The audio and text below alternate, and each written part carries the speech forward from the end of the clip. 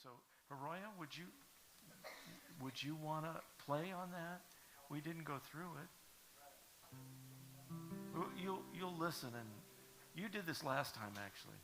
You actually played with us. You'll be able to jump right in. Yeah. Okay. So we're going to do a little bit of it right now. Here's how it goes.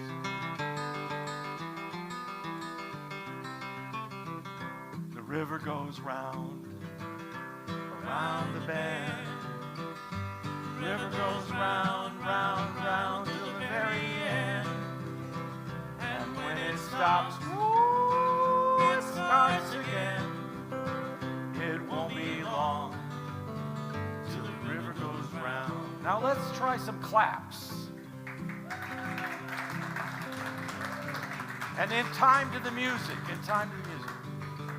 People need to practice and clap.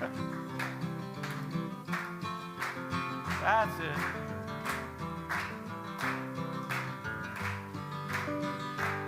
Okay, very good. That's enough. Very nice job. And Michelle is going to give you a little lesson here in clapology, which sounds kind of nasty. You guys are doing great.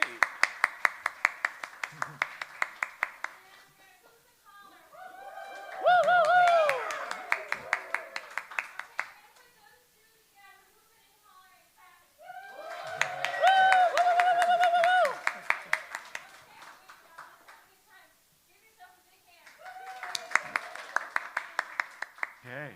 All right, John, are you ready? Ready.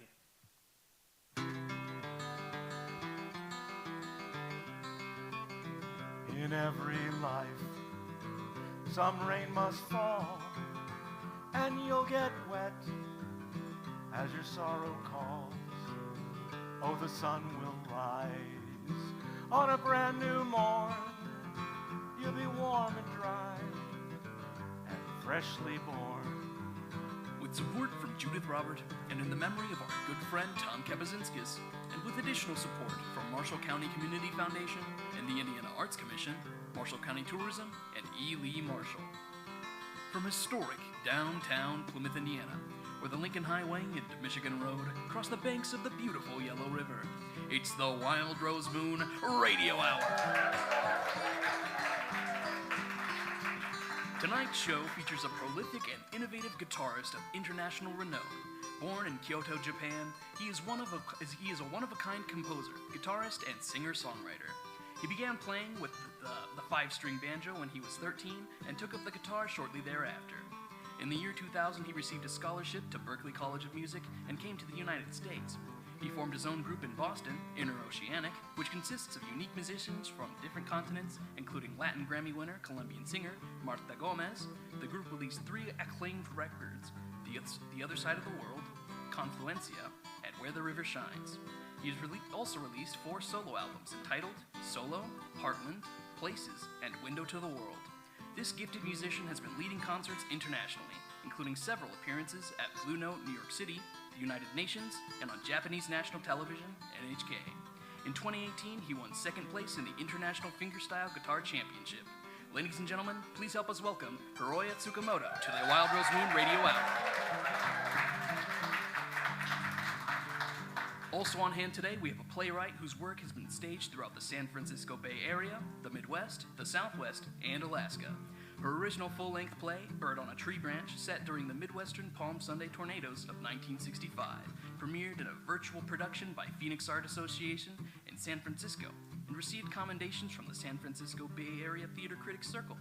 An actor and director and a proud member of the award-winning improv film company, Bear Witness Films, and a resident of Berkeley, California. And, lucky for us, also a native of Plymouth, Indiana. Please help us welcome Jan Probst to the Wild Rose Moon stage. And now, recorded live from the Wild Rose Moon Performing Arts Center in historic downtown Plymouth, Indiana, where the Art Deco Reese Theater is soon to enjoy its second lifetime of excitement and inspiration for the benefit of the local and regional community. Here is the radical rascal of all things lunar, or lunatic, your radio hour host, George Schricker!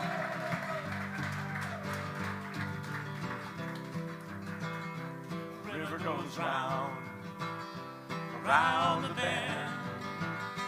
The river goes round, round, round till the very end. And when it stops, woo, it starts again. It won't be long till the river goes round. It won't be long till the river goes round and round and round, my friend. Woo!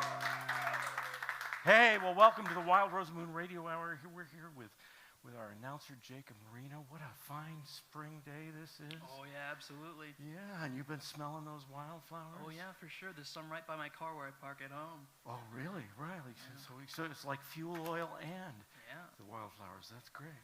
Well, hey, we've got a special moment today with our resident soothsayer, don't we? Yes, that's correct, Maestro. We have a few words of wisdom from our resident poet and philosopher, Rosie.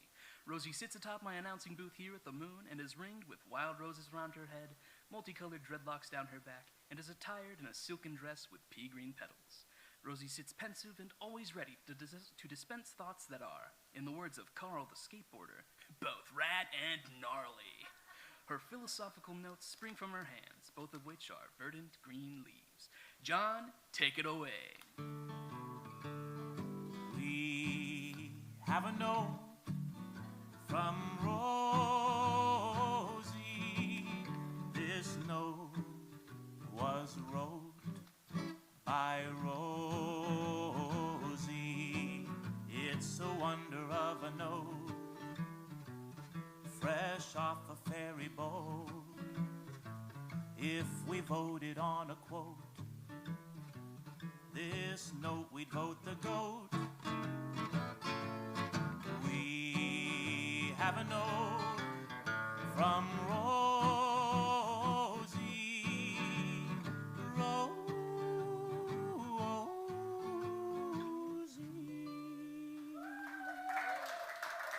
All right. Well, we do have a note from Rosie. I opened it while that beautiful song was playing, and I gave it to you. And who's it a quote from? Apparently, George Rosie has been reading the Groucho letters and has a fine quote from Julius Henry Groucho Marx. Groucho Marx, the comedian. Yeah. Yeah, You Bet Your Life. He was on You Bet Your Life when I was a kid. Yeah, is there anybody here who remembers You Bet Your Life? Yeah, okay. You don't. Anyway, what else? What does the note say? Outside of a dog, a book is a man's best friend. Inside of a dog, it's too dark to read. I think so. I think that's very good advice from Rosie, and a fine theme song. Don't you have a closing to that?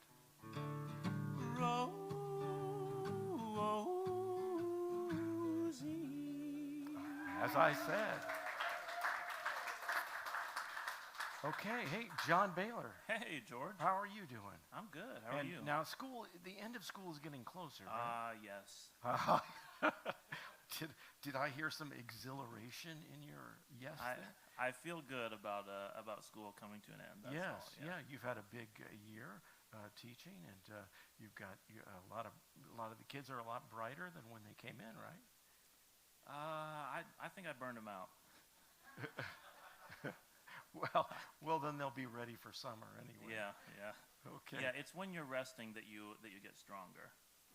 Yes, yeah. I need to do more of that then, evidently. Well, hey, we're here today with Hiroya Tsukamoto, and he was here with us years ago.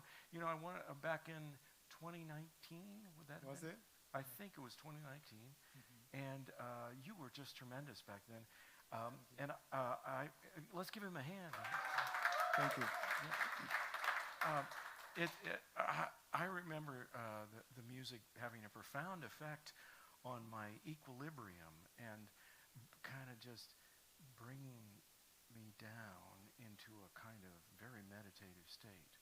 And I love that about your music, that it's sort of it's a kind of transcendental kind of experience because of the space that's inside of it. And you were attracted early on to Pat Metheny, right? Yeah, he's a very big influence. Yeah, and I used to watch him. I used to sit in Amazing Grace Coffee House and watch him play. And just astonishing, astounding things. And it's lovely to hear you're playing too, and it is reminiscent of that, and many other guitarists. What have you been? Do you have something ready for us that we Sure. could kind of hear? Sure. That'd be great. And if you want to talk about where it came from, it's okay with me.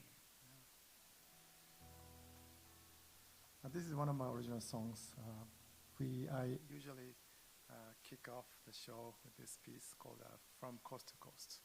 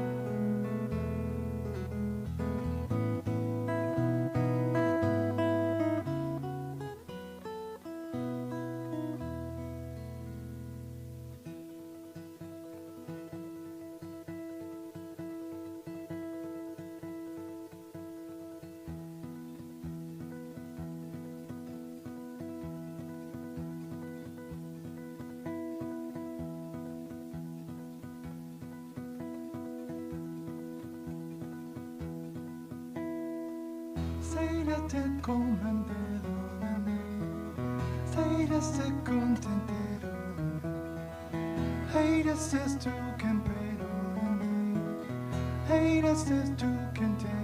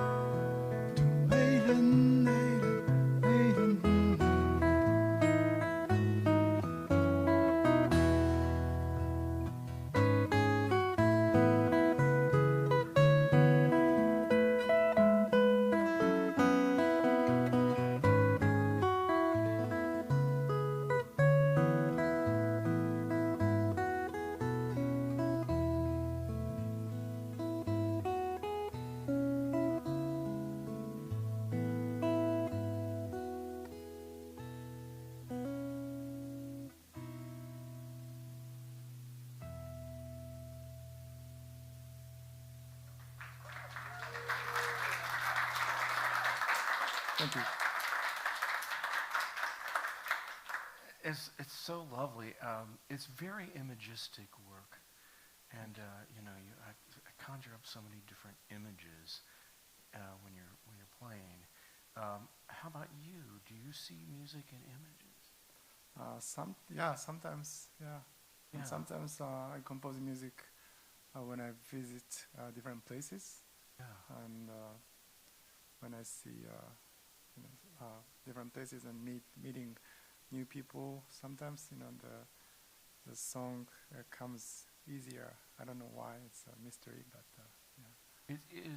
Is it like you're sort of soaking up the experience when you travel? Yeah. Like there's something about traveling that is mythic in itself. Right. Goes all the way back to the Iliad and Odyssey and all the various tales of traveling.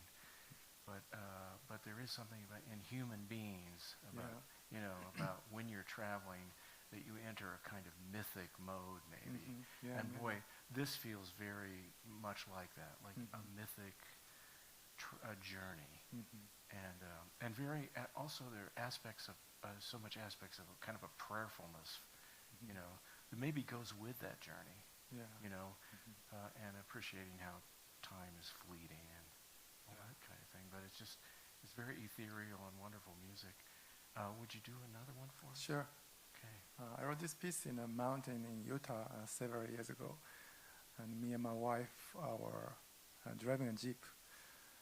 Actually, I was too scared to drive a Jeep, and my wife was driving, and we drove lots of up and downs in the mountains, and a couple of hours later, we got to this beautiful natural stone bridge.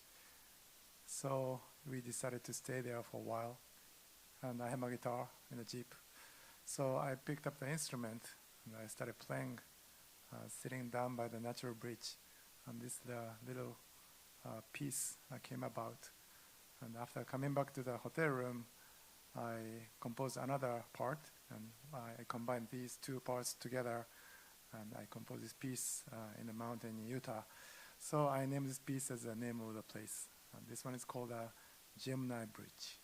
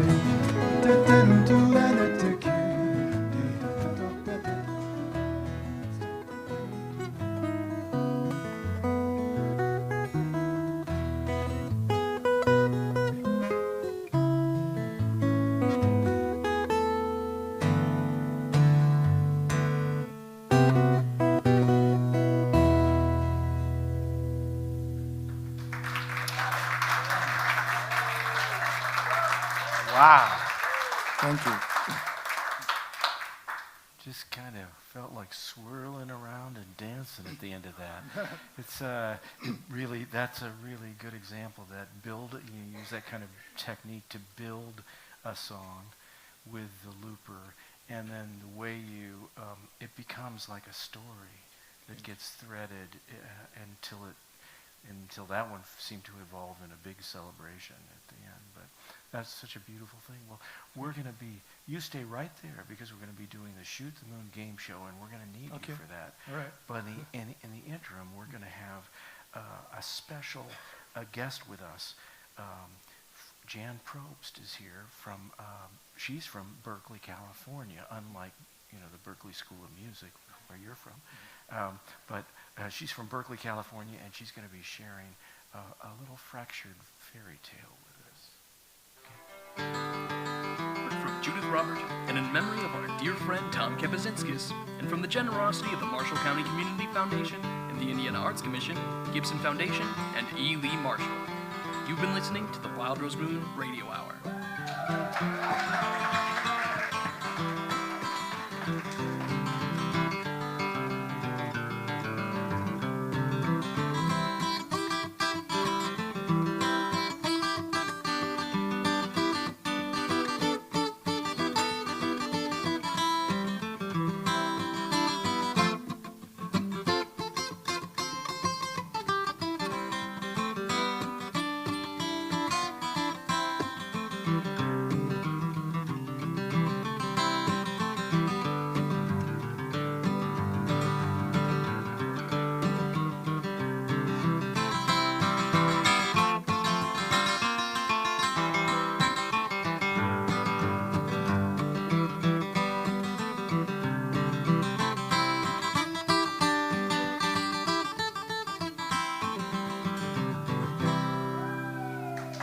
Well, welcome back to the Wild Rose Moon Radio Hour.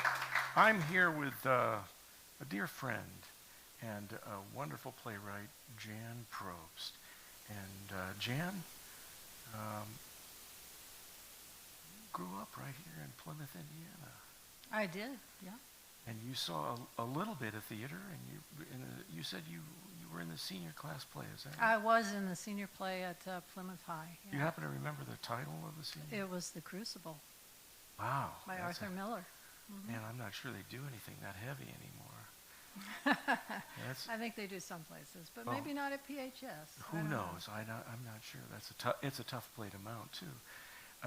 So you don't have to remember any of the players or any of your director or. Well, I played Abigail, which was the female lead in the play, and playing opposite me as John Proctor was Richard Bergman. Oh, well, that was fortunate, who wasn't went it? on to Hollywood. Yeah, went on to Hollywood. Well, that's great. And you went on to San Francisco.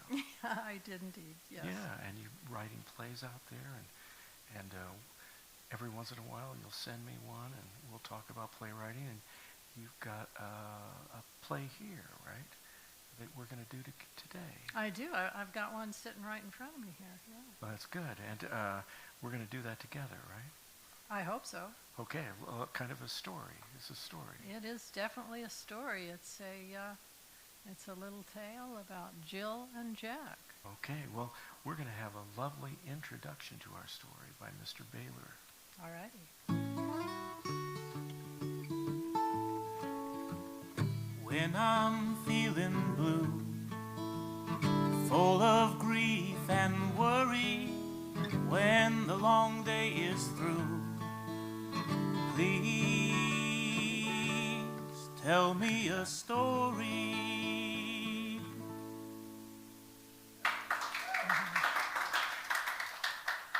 Jill and Jack. I'll play Jill, a hearty young lass. And I'll play Jack, a beleaguered young lad. The time is the present, the setting, the idyllic countryside. Stop wasting time. I'm not wasting time, I'm exploring. Exploring? Jill, we don't explore, and we have a hill to climb. Now let's go. Wait, I can hear it. Hear what? The stream, Jack, the stream. We fetch the water from the well, not the stream. Why? Because we're characters, pre-written. That's what we do. But there's another way. We don't have to fall down the hill. Yes, we do. It's in the rhyme. Jack, come over here. You'll hear it too. Jill, we really ought to... Hush! Listen. Hear it? Yeah, I guess. The stream is just past the grove. I've been there. There's a path leading right to it and a spot where you can dip the pail right in. What difference does it make? We still have to go up the hill and then fall down. Jack, don't you see? We've been duped all these years. Duped? Think about it. Does water run uphill? Well, of course not. But so what? Well, so ask the question, Jack. The question. The one that has defined us for generations. Okay. What's this big question? Why do they send us up the hill to fetch a pail of water? Well, because that's where the well is. No! They send us up the hill so we can fall down the hill over and over again. It's not about the water. But Jill... We have been sent on a mission doomed to fail. The system is rigged. No wonder we fall down. Can we just go up the hill? I'd like to be back here in time for tea. Tea? Will you tune in? There is another way. You do not have to go up the hill. You don't have to fall down again, ever. Yes, I do, and so do you. Give me the pail. I just can't. I'm trying to help you. But you're confusing me. They have taken advantage of us, Jack. They've taken advantage of our perpetual youth. They tell us we must go up to the well when in reality we can take a pleasant little jaunt to the stream. Dip the pail in, be on our way. No bumps or bruises. Oh, I don't think so. If the goal really is to fetch a pail of water, There's an easier way. But you said it's not about the water. Exactly. If we actually show up after all these years with a pail full of water, we will expose the whole ruse. Game over. Game over? We're not a game, Jill. We're a nursery rhyme. And we can write our own ending. Now give me the pail. No, you don't write a new ending for a classic nursery rhyme. Oh, that broken crown of yours is really getting in the way. Maybe it is, but it's my fate and I accept it. The kids count on us, Jill, generation after generation. Water does not run, it runs right uphill for them. Lions talk and baboons sing, and anything is possible for them. We're part of their world.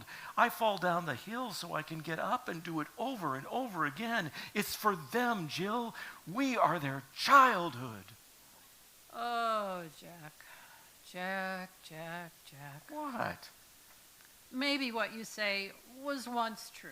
What we did held some kind of meaning, however warped it may have been. Hey! But that meaning is long gone.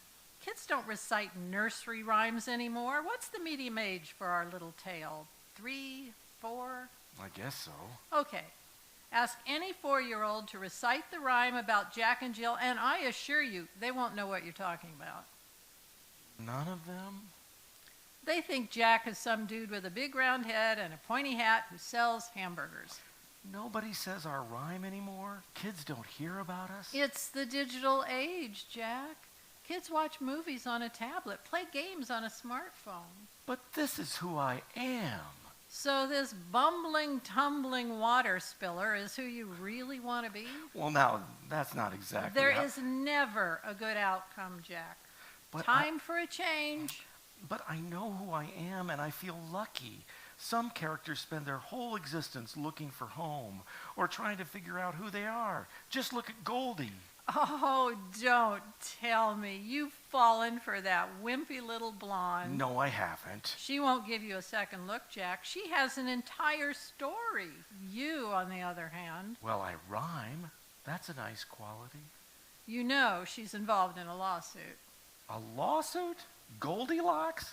A very clever woman borrowed her name for a set of building toys she created for little girls. I quite like them. Toys? And your little blonde wanderer wants no less than a cool 50% of the profit. No way. Precisely. She'll never get it. And if she had been smart, she would have landed a contract for the marketing campaign. That would have been a sweet little commercial gig. Advertising? A character from a classic children's story? This is one sad day. Oh, Jack. Everything and anyone is used in advertising. Only someone who has his head in a bucket could have missed it. Just because the world's gone all weird doesn't mean we have to follow suit. It's wrong, Jill. Just wrong. We have a duty. A duty? Yes. 5 centuries of tumbling after. But even so... 5 centuries, Jack. And no one ever cares about Jill. Oh, no. It's all about Jack and his poor little head. Hey, but I have so many bruises. I have been approached by Kevin Raft. Wait. Kevin who?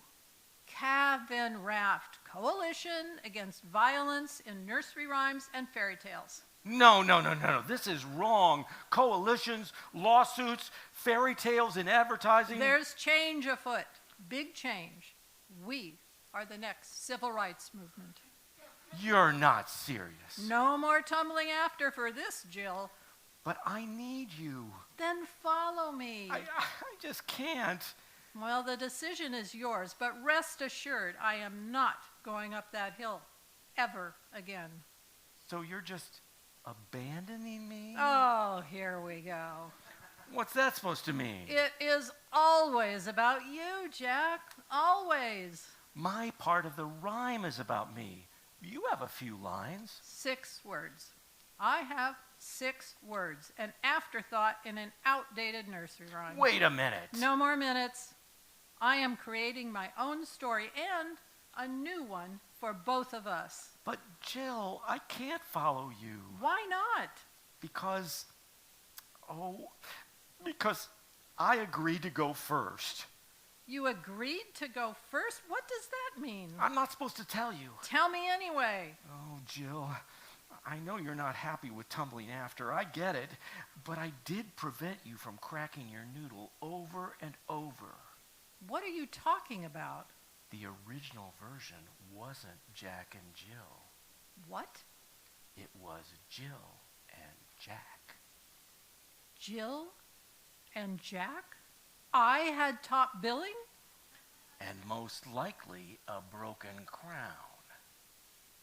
I'm sure your bruises are no picnic, but trust me, this relentless headache is a killer. I'm not sure I understand. We were characters in a little rhyme about how you fall down the hill and I race after and I save you. Save me? I lobbied to switch roles because I was afraid I might fail and you'd get hurt. But I don't save you. Well, you're a girl.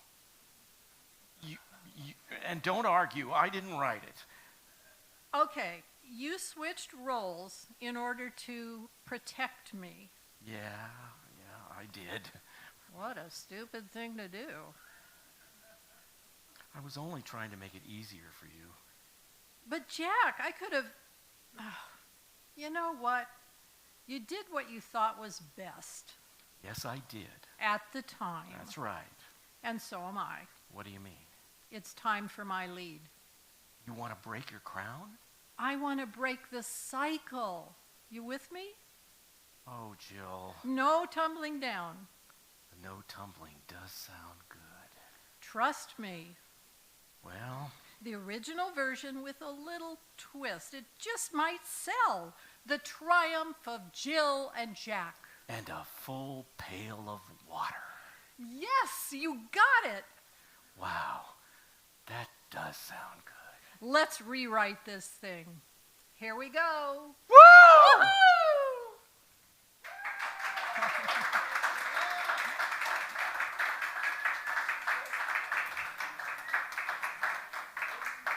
Our hometown to yours. The Wild Rose Moon Radio Hour presents our very own audience participation quiz show, Shoot the Moon!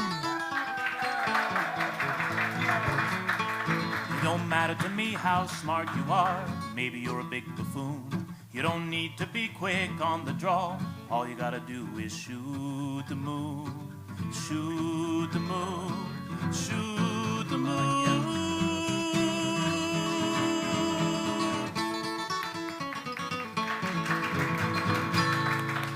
And now, here's the host of Shoot the Moon, the original columnist of Little Used Words, and an often chuffy, twistical, and gut-founded fellow of her ball jollification, Matt Scutchfield.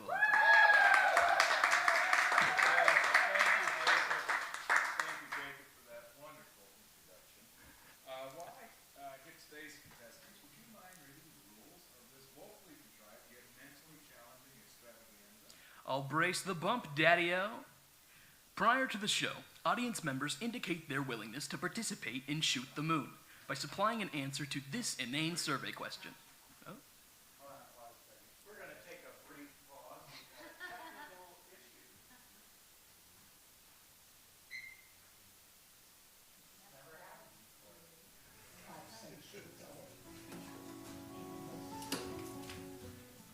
It's a sign.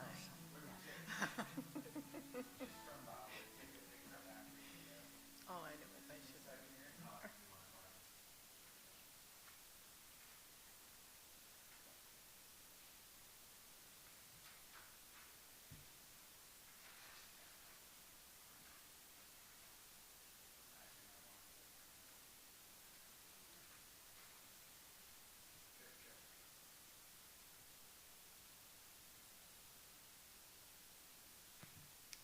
Oh, there we go. Perfect. Okay. All right. Just play the last.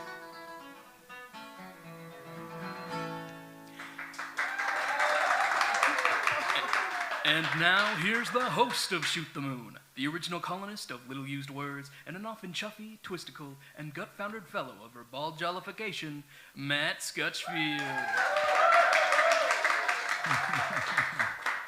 Hey, well, thank you for that wonderful introduction there, Jacob. While I call up today's contestants, would you mind reading the rules of this woefully contrived yet mentally challenging extravaganza? I'll brace the bump, Daddy-O. Prior to the show, audience members indicate their willingness to participate in Shoot the Moon by supplying an answer to this inane survey question. Are you now, or have you ever, been a student of behavioral psychology? And, with that question answered in a demonstrably random manner with any number of attendant variables distinguishing the method a person might freely choose, or so they may deceptively think, in the affirmative. And, as a result, be needlessly subjected to this further interrogation. Are you ready, willing, and able to gently access your remarkable yet environmentally predetermined being in an often silly and self-deprecating manner in the futile attempt to answer a series of capricious and often ill-conceived questions? Sure. And from a collection of audience members who have learned to push a button to ask for a stimulating electrical shock while executing a short exercise of gymnastic maneuvers during which they answer with the word yes, or something like it, exactly 2 contestants are selected to play Shoot the Moon. So now, let's play Shoot the Moon! All right, so here in contestant 1 spot, I believe we have Helen, right? Yes. Okay, and in contestant 2, we have John. Yeah, but I'm confused. Oh, yeah, already. Well, Hey. the guy that sold me this ticket said it was for wait, don't ask me. Well, here's the thing is if you're confused now, Oh, God. these questions are going to be Okay. even worse. It says here you're both from Plymouth, right? Yeah. Yes. Okay, and tell me something about yourself, Helen. I don't know what to tell you, except I'm retired and the mother of 3 and the grandmother of 4 and a great-grandmother of 5. Oh, wow, congratulations. Wonderful. And what about you, John? I'm retired too, and having a great time around Plymouth. Great. Well, we are too. So, Helen, you'll go first. We have 4 categories here on this sign. Someone mysteriously is holding up for us, so that's really cool. We have Picasso, Strasso, Sloggy Foggy, Folk Woke, and Bossa Numinous. Which one would you like to try first? Sloggy Foggy. All right, that's actually my favorite question, so you chose a great one first. When he was 13, Hiroya's father brought a banjo home one day, but there was no way to find a banjo teacher in my hometown in Japan, Hiroya says. So I tried to learn from the only bluegrass record I had, Foggy Mountain Banjo by Earl Scruggs. The tune, Foggy Mountain Breakdown, is a bluegrass instrumental in the common breakdown format written by Earl Scruggs and first recorded on December 11th, 1949 by the bluegrass artists Flatt and Scruggs and the Foggy Mountain Boys. I'll pause there and say, you still have the record? You still listen to it? Yeah. That's wonderful. All right. In 2002, Scruggs won a Grammy Award for a 2001 performance of that same song, which featured quite a cast of notable musicians. There's 3 choices here. Which of these were not on that recording? Was it A, Steve Martin playing banjo along with him, B, Leon Russell on organ, or C, Elton John on piano? B. B, Leon Russell. So you think Elton John was on it? Oh, sure. Okay. Well, actually, so let's see. Hiroya, what's the answer? What do you think? That's correct. So Elton John was on that record, but he was not on that specific track. Yeah. That record had just everyone and anyone on it. So it says here that Hiroya commented that he loved the music very much. His friends introduced him to the guitar, which he started playing about a year later, but he still played banjo because no one else had one, and he liked the fact. That's awesome. I love that. All right, so now, John, let me take this down. What category would you like from these 3 remaining? Something I know nothing about. Bossa Numinous? Okay, let's see here. So, it says, it is well known by music aficionados familiar with Hiroya's work that in the performance he uses a boss looper to achieve his marvelous effects, as we saw just a few minutes ago. Boss is a manufacturer of effects pedals for electric guitars and bass guitars.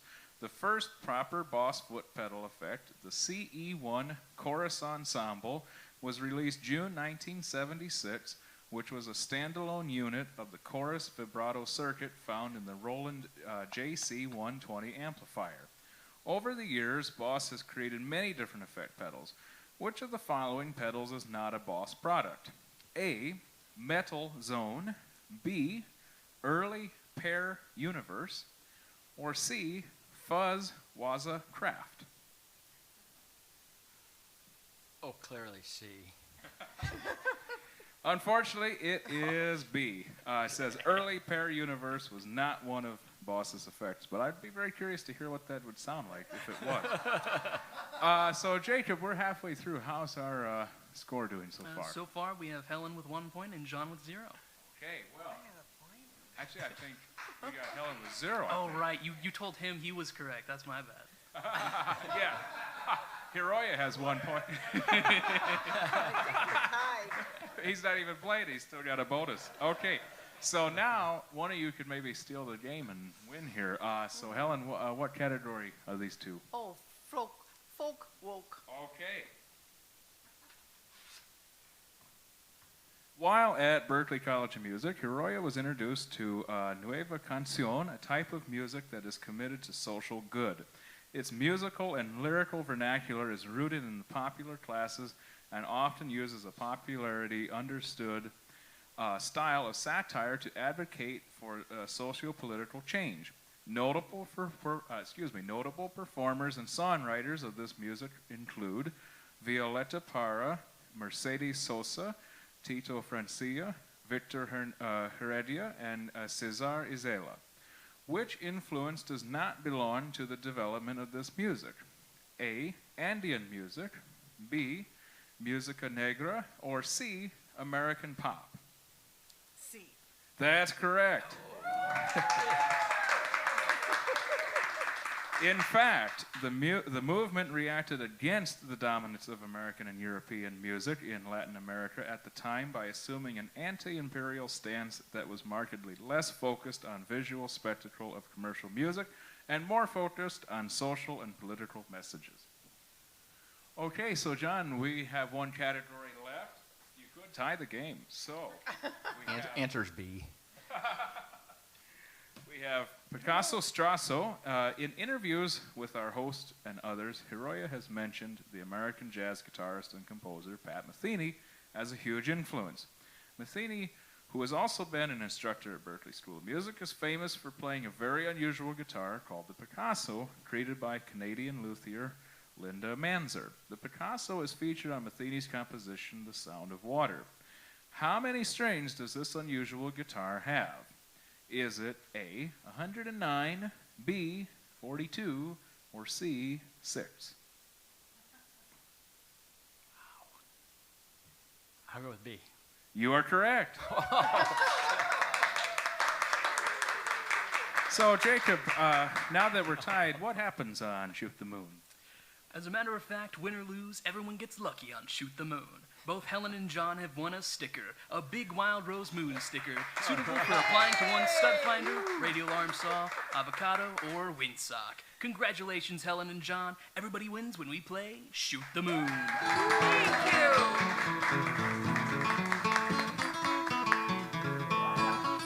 Right after the break, we will feature more songs and conversation with a passionate guitarist and composer, Hiroya Tsukamoto.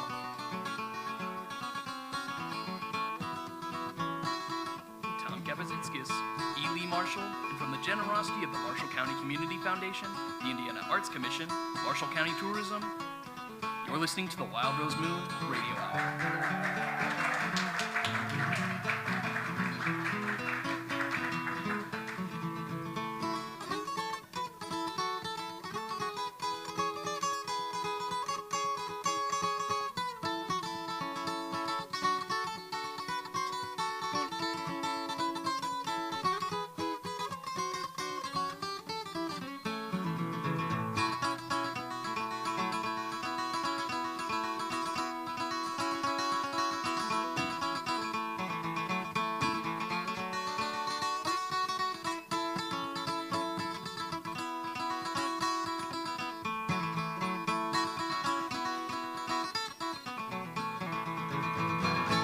Well, welcome back to the Wild Rose Moon Radio Hour.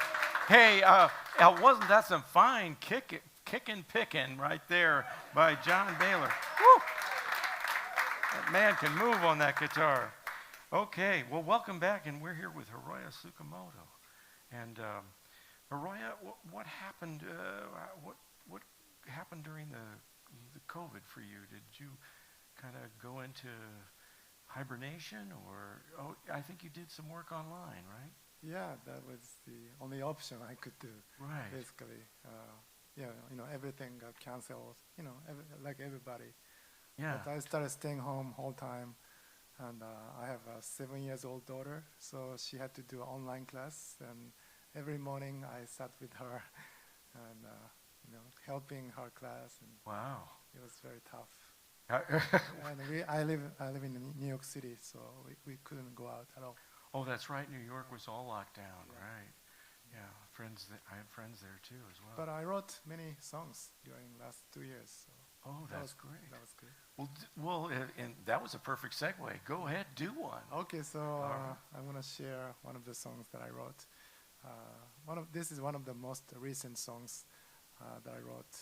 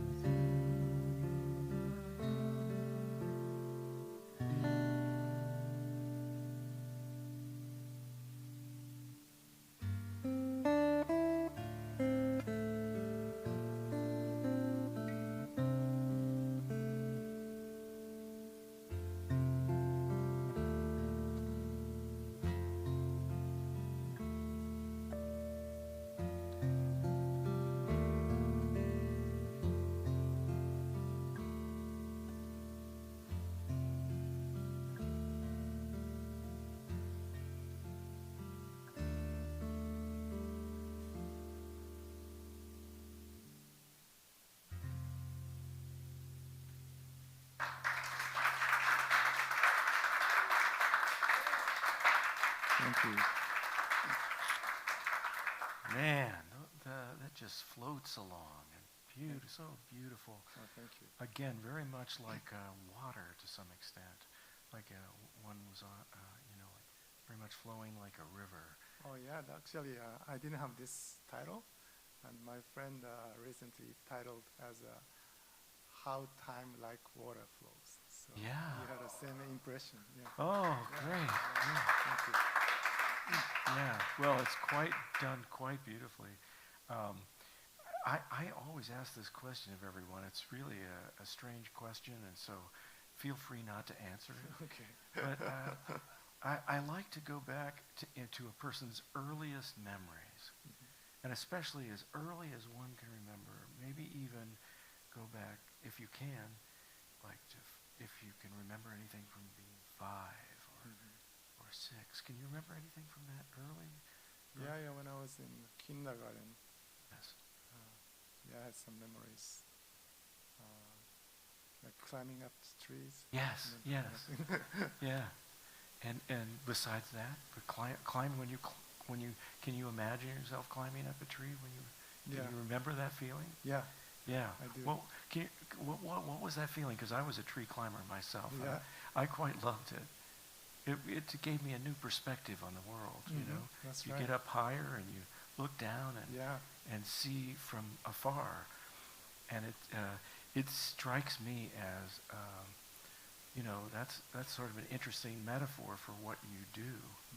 You kind of help us get up and above, our problems and our troubles, and let us drift away on kind of the river of Hiroya. And that's such a graceful thing you do. It's a beautiful, beautiful gift. I appreciate it. Can you do one more for us? Sure. Thank you.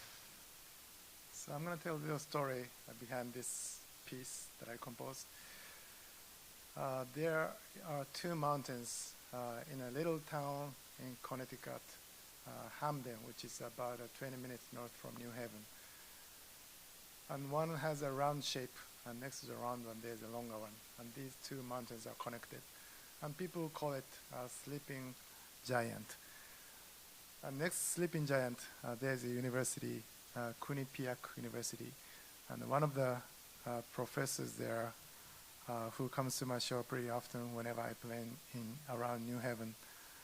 And I was playing shows in New Hampshire and Vermont 2 winters ago, and he called me up and he said, if you have time, why don't you stop by? So I decided to stop by where he lives, and me and him, his name is Luis, did a trail walking through this Sleeping Giant, and it was a beautiful experience for me.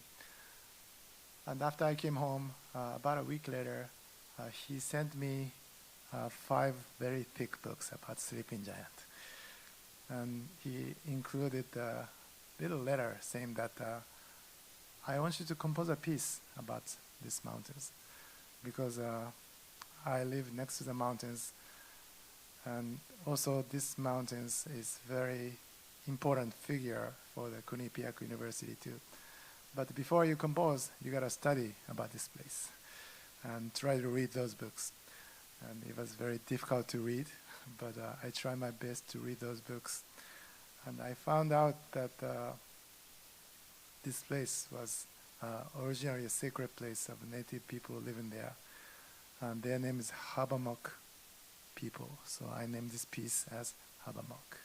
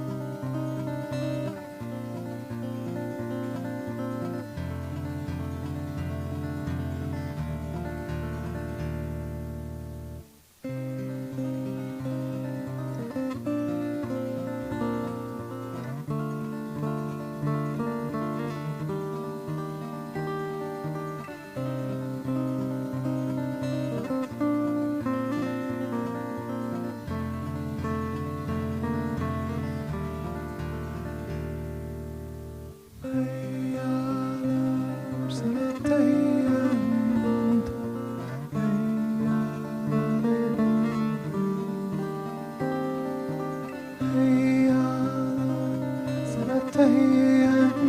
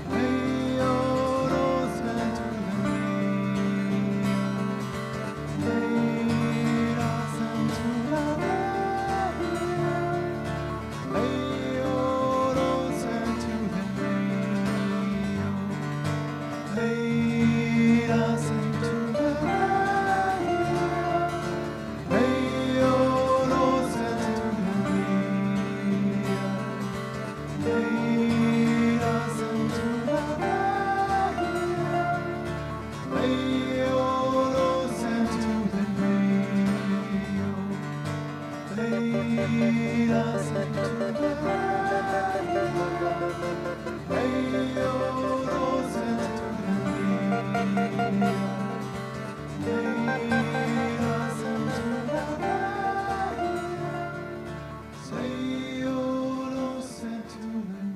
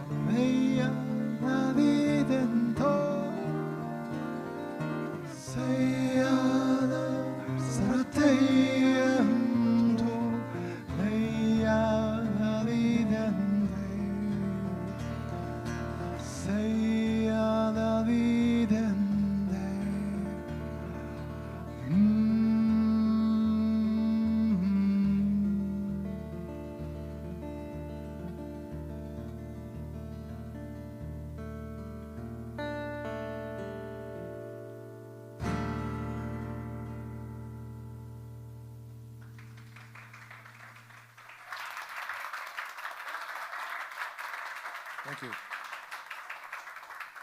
That's like cinematic, metaphysical, anthropological, and unbelievably interesting piece that just really, it's like the sleeping giant has a new life, and you can feel what's the title again? Is Habamok. After the people, right? Yeah, and yeah. you feel the people, and their celebration of the mountain inside of them, inside this piece. It's just a remarkable piece. Thank you very much.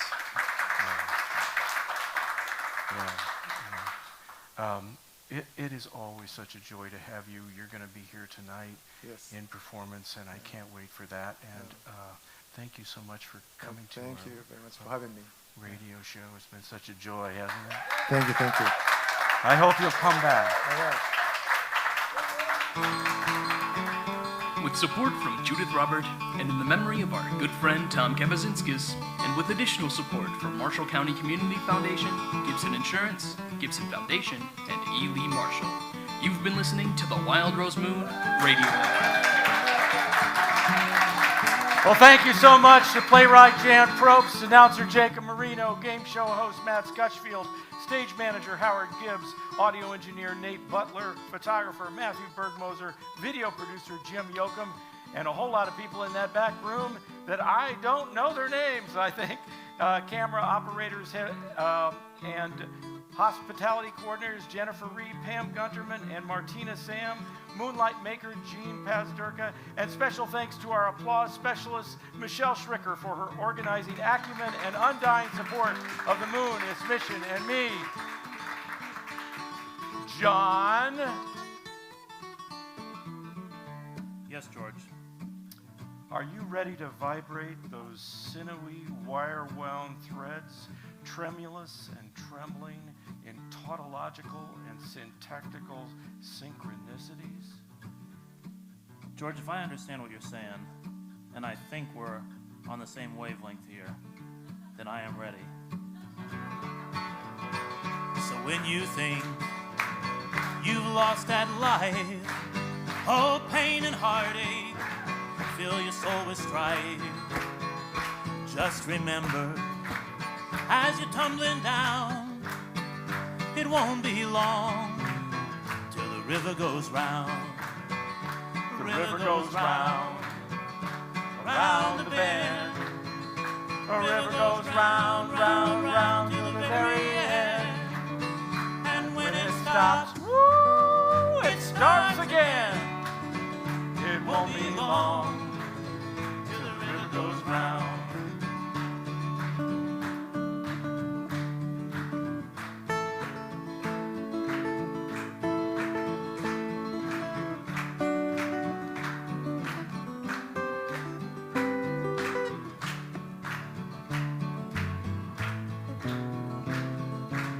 One more time. River goes round, around the bend. River goes round, round, round to the very end. And when it stops, woo-hoo, It starts again. it won't be long till the river goes round. It won't be long till the river goes round and round and round. Thank you. If you would bear with us for just a moment, we have a little glitch here we need to work on, right? Is that correct? Yes, we during the introduction to the play, Yes. as Jen was reading her intro, there was a little thing that went off with a cell phone, and we just need to just hit that introduction one more time real quick. Okay. So it was kind of after the banter and introducing